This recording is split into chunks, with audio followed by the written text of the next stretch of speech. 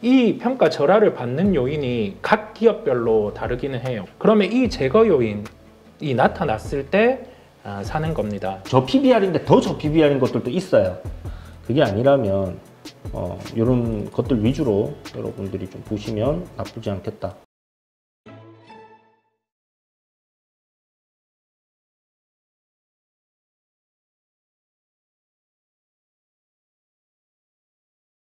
우리가 아침 개장 방송 때 다뤘던 결론은 오늘 오전은 우선은 주식을 매수하기보다는 시장의 컨디션을 보자라는 말씀을 드렸고, 그 근거는 개인 매수 대비해서 기관 매도가 비례해서 출회가 되고 있었고, 외국인 같은 경우도 순매수 강도도 그렇지만 순매도가 전환이 되는 타이밍이었어요. 그러면서 프로그램 매수가 들어오는 종목들의 업종의 공통성도 없었습니다.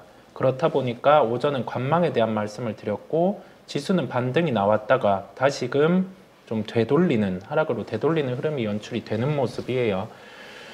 이 부분 안에서 시장들의 매수 강도 반응을 연결해서 오전과 연결해서 바뀐 점이 있는지 볼게요. 프로그램 매수 같은 경우는 지금 유입되고 있는 종목들이 의미 있는 매수는 SK하이닉스 여전히 매수, 그다음에 현대차 같은 경우는 기계적인 프로그램 매수, LIG 넥스원, 금양은 오전부터 포착이 됐었죠. 그런 수준으로 지금 매수가 유입되고 있고, 오전보다는 에코프로 머티 같은 경우는 프로그램 매수의 강도가 약해졌습니다.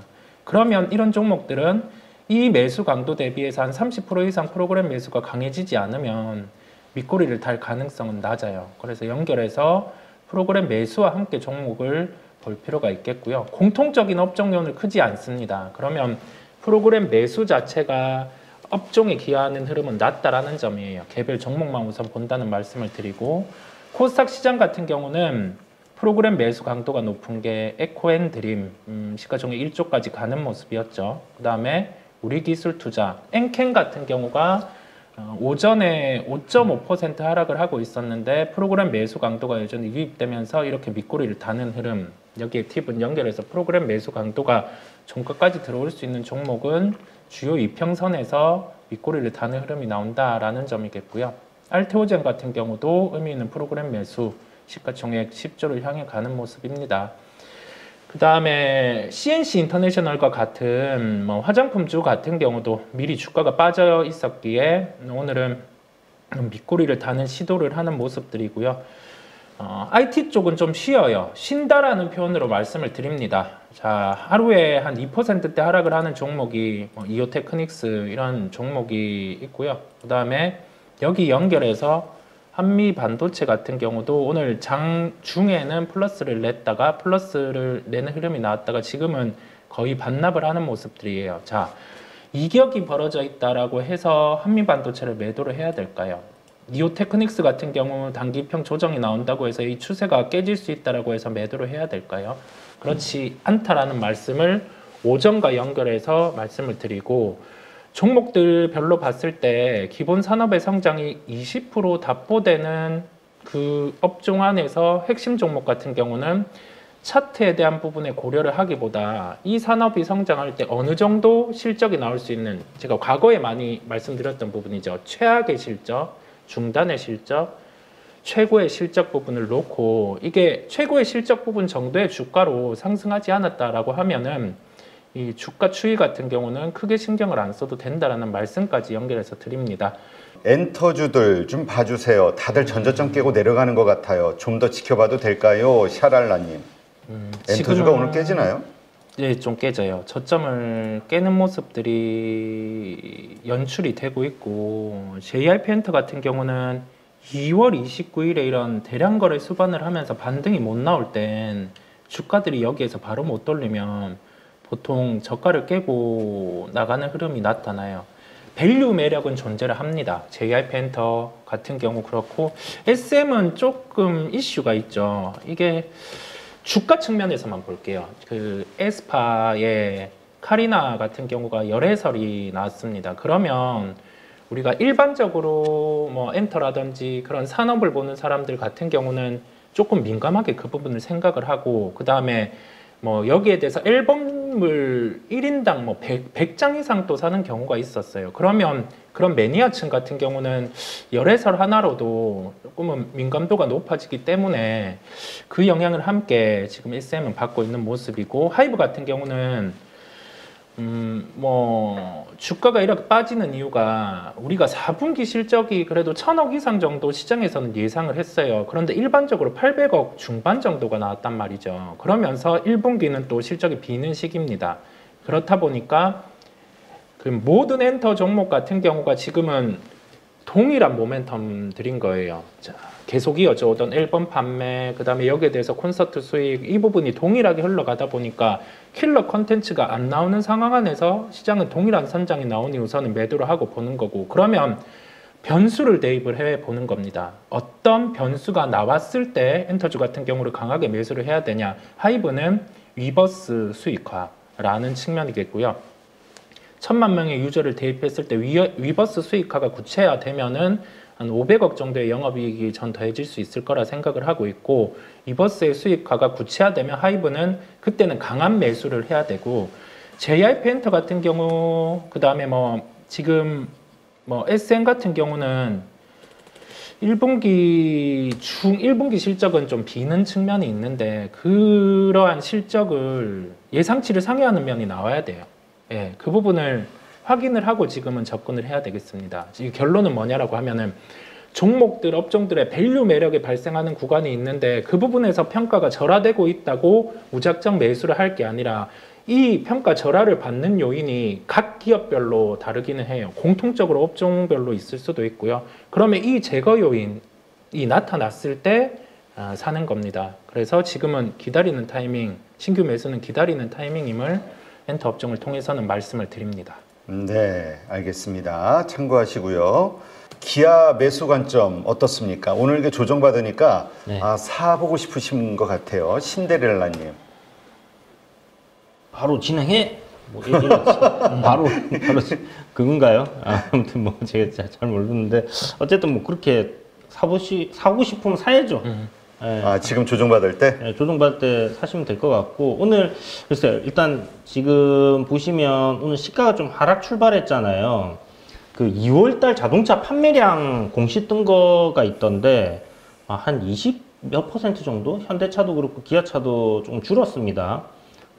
근데 이게 현대 기아차만 그렇게 줄었냐 하면 그렇지 않은 것 같아요. 테슬라도 뭐 19% 정도 판매량 줄었고, 전반적으로 자동차 기업들의 판매량이 조금 줄어든 그런 부분인데, 글쎄요, 이게 어떤 하나의 그 트렌드로 자동차가 이제 계속 안 팔리는 거 아니야? 이렇게 갈 것 같지는 않고요.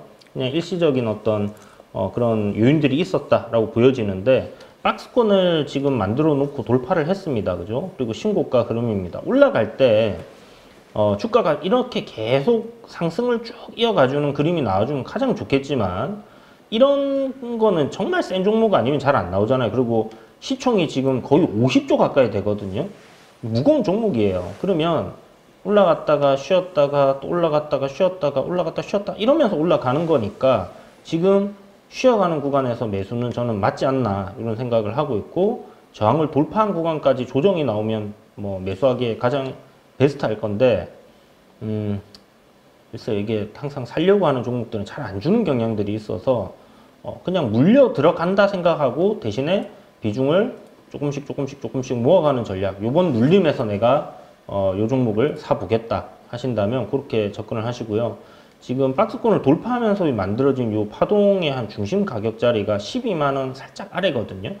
요 가격대면 베스트 할 거예요. 그러면 요런 가격이 올 때까지는 뭐 큰 비중을 넣기보다는 뭐 5일선 정도 조정 나올 수 있다 생각해서 조금씩 사모아가는 전략. 이게 12만원짜리라서 조금씩 사모아도 좀 뭐 비중이 클 수는 있겠지만, 어쨌든 저는 나쁜 방법은 절대 아니다 생각을 하고 보시면 될 것 같습니다. 네, 어제 오늘 외국인이 상당히 좀 많이 매도가 나오는 것 같아요. 이게 이제 가격 하락의 이유인 것 같은데, 네. 이거 어떻게 봐야 돼요? 좀 기분이 좀 나쁜데, 뭔가 그 수익 실현 이런 관점으로 봐야 되는 거 아니에요? 차익 실현하는 관점도 될 수 있을 것 같은데, 이번에 그 박스권 만드는 위치에서 이 수급적인 내용들을 보면 외국인들이 쭉 매수하다가 그 차익 실현을 하면서 박스권이 만들어졌거든요. 그리고 이거를 돌파시킨 것도 외국인들이에요. 그렇기 때문에 걔네들이 지금 매수한 수량이 거의 뭐 100만 주 가량 되는데 어제 판 게 20만 주, 오늘 지금까지 집계된 거는 한 4만 8천 주거든요. 크게 뭐 많이 팔고 있는 것 같지는 않습니다. 그리고 지금 기타 법인에서의 어떤 계속 꾸준하게 들어오는 이 매수세하고 이렇게 좀 생각을 했을 때는 결국 또 조정 이후에 들어올리는 매수는 또 외국인들이 되지 않겠나 이렇게 보시면 될 것 같고, 그래서 들어올리는 거 확인하고 들어가면 좋긴 한데 뭐 그게 아까도 말씀드렸지만 살라고 한 종목들 안 줄 수도 있잖아요. 그러면 그냥 물려 들어가는 겁니다. 12만 원짜리 정도 오면 베스트, 아니면 조금씩 사모으다가 뭐 그런 가격 왔을 때 한 비중 5% 넣고 그 다음에 거기서 방향을 위로 이렇게 돌리는 그림이 나오면 그때 비중을 갖다가 좀 더 넣고 해서 손절가 딱 잡고 이렇게 가시면 될 것 같아요. 네. 자, 김순희님, 네이버 어떻게 하면 좋을까요? 평단을 좀 줄이고 싶은 데가 물타기 하고 싶다는 얘기겠죠? 지금 들어가도 될까요? 지금 19만 원. 네.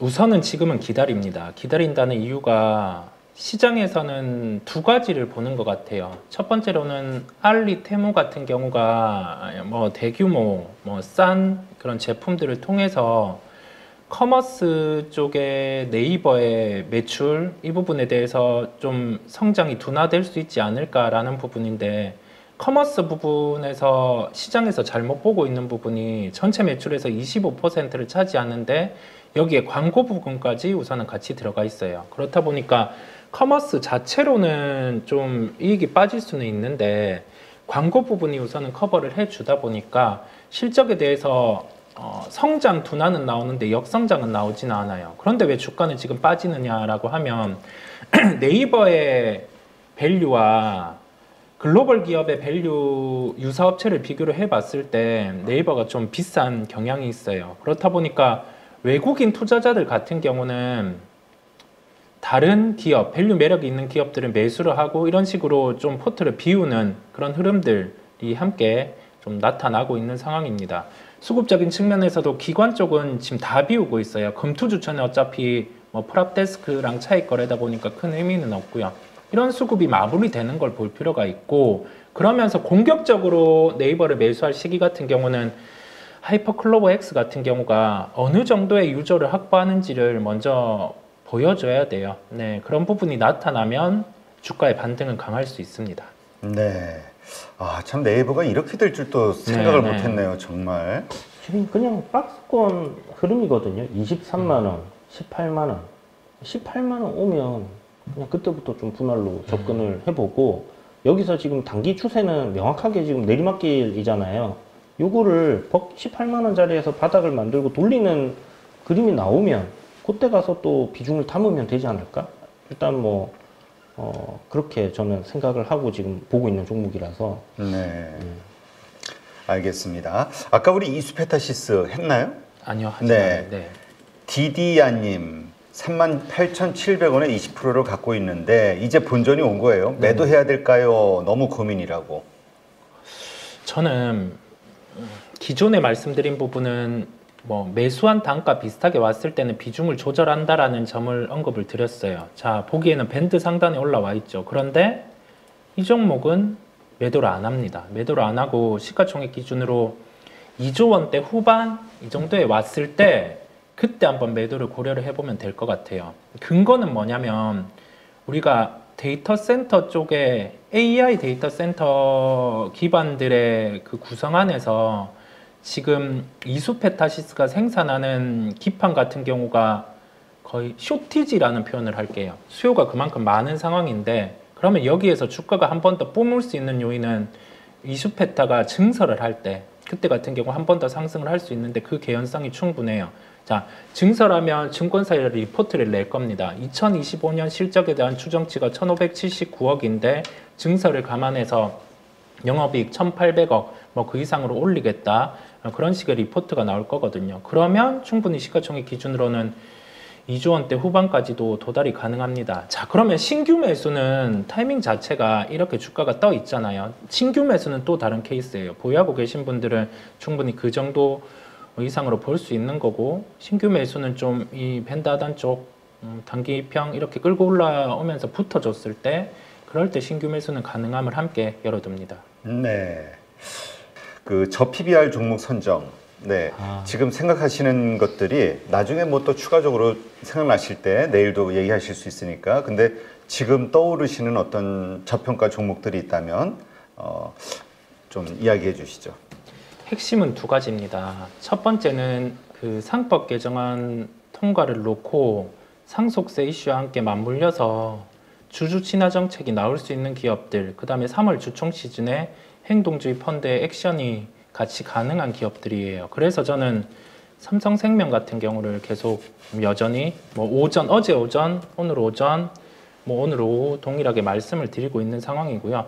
상법 개정안 상속세와 관련해서 맞물려서 개정이 나타나면 삼성그룹주 같은 경우에 변화가 있을 수 있어요. 그 다음에 추가적인 배당 성향 같은 경우에 증대도 가능하고, 그 다음에 JB금융지주 같은 경우는 행동주의 펀드에 대해서 직접적인 행사를 지금 이사회를 통해서 하는 흐름입니다.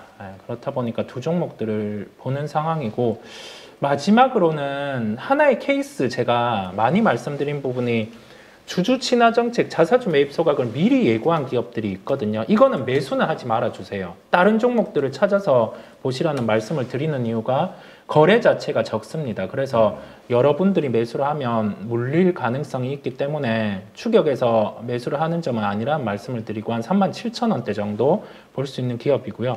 이 기업의 공시를 보면 5월권에 지금 자사주 매입 소각에 대해서 미리 예고를 해놨어요. 그래서 비슷한 종목들을 계속 공시를 보면서 찾아보시면 함께 도움이 되실 겁니다. 네, 일단 그 매수 시점과 관련해서는 지금서부터 그냥 분할 매수 해나가도 된다라고 보시는 건가요?